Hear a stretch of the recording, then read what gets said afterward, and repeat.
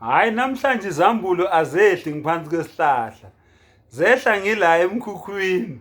Lo eningigcona ngawe nithi ngihlala emkhukhwini. Zehla ngikhona izambulo namhlanje.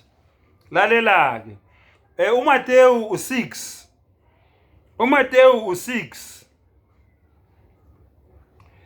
Ivesi u19. uMateyu u6 ivesi u19. Ningazibekeleli ingcebo emhlabeni lapho inundu nokugqwala nalapho amasela efohla khona ebe.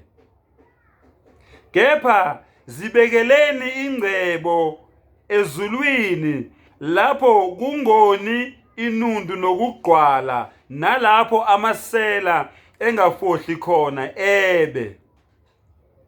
Ngokuba lapho kukhona ingcebo yakho nenhliziyo yakho iyakuba khona lapho.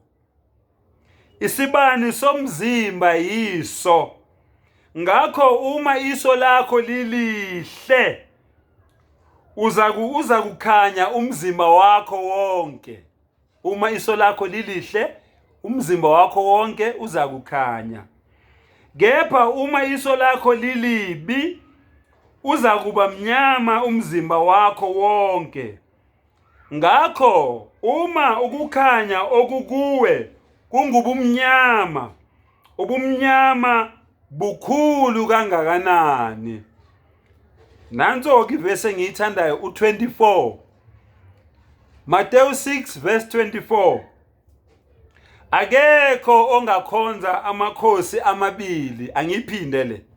Akekho ongakhonza amakhosi amabili, ngokuba uyakuzonda enye athande enye. Ngokuba uyakuzonda enye athande enye. Noma abambelele kwenye adedele enye. Noma abambelele kwenye adedele enye. Ningekhonze uNkulunkulu noMamona. uMamona kwakuyesinyeke seyithombe esasikhonzwa ngaleso sikhathi. Uyabatshela ke la uJesu ukuthi awukwazi ukuyihlanganisa zombili bafowethu. Yingakho sithi munye uNkulunkulu. Angeke uzumhlanganise nento ayidalile khohlwa noma usuthanda. Ngiyabonga.